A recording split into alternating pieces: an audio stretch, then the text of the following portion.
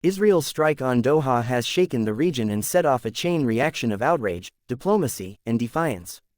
Hours after President Donald Trump assured the world that Israel would not attack Qatar again, the Israeli ambassador to Washington, Yeshiel Leiter, took to Fox News and delivered a blunt message. If Hamas leaders survived the bombing in Doha, he said, Israel would try again.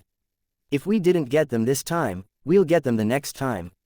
The words, delivered with calm certainty, cut through layers of official denials and reassurances, signaling to allies and adversaries alike that Israel intends to continue its pursuit of Hamas officials wherever they are found. The attack itself marked an extraordinary escalation. For decades, Qatar has hosted Hamas leaders in exile, often serving as a go-between in tense negotiations over ceasefires and prisoner swaps.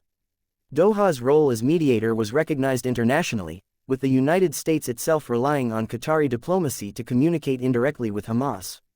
That delicate balance was shattered the moment missiles struck in the heart of the Qatari capital. Among the dead were several Hamas operatives and at least one Qatari security official. Reports also indicated that the son of senior Hamas leader Khalil al-Hayya was killed, a loss both symbolic and personal. Around the world, condemnation came quickly. Washington's response was complicated. President Trump expressed sorrow, calling it an unfortunate incident, but confirmed that he had instructed an aide to warn Qatar minutes before the strike. European leaders, from London to Brussels, blasted the bombing as a violation of sovereignty. Qatar's own government described it as an act of state terrorism, and vowed that such a violation of its territory would not be ignored. Arab leaders traveled to Doha in solidarity, signaling that even Gulf rivals were unsettled by Israel's willingness to carry out an airstrike in the heart of a U.S. ally. For Israel, however, the narrative was different. Officials argued that Hamas leaders, wherever they hide, remain legitimate military targets. Netanyahu publicly took responsibility, framing the attack as a necessary step in dismantling Hamas's leadership structure. Ambassador Leiter's defiant statement captured the Israeli government's mood, unapologetic, determined, and ready to risk further outrage in pursuit of its enemies. The fallout raises urgent questions. Can Qatar still function as a credible mediator after having its neutrality violated by force? Will Hamas retaliate with greater intensity, emboldened by the strike's symbolic provocation?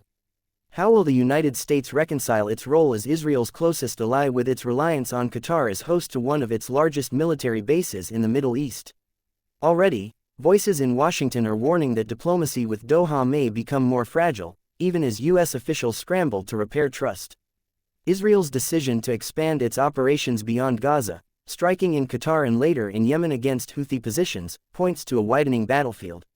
It reflects a strategic shift, a message to adversaries across the region that no sanctuary is beyond reach.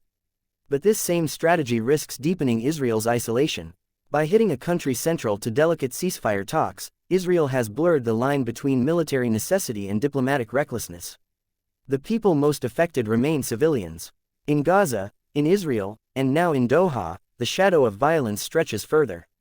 For families mourning loved ones, for communities already weary of war, the strike is another reminder that no place is fully safe.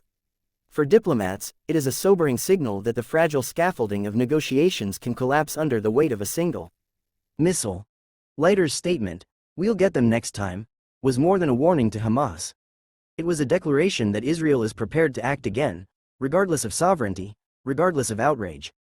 Whether this posture strengthens deterrence or pushes the region closer to a broader conflict remains uncertain. What is clear is that the Doha strike has opened a new and dangerous chapter in a struggle that shows no sign of ending.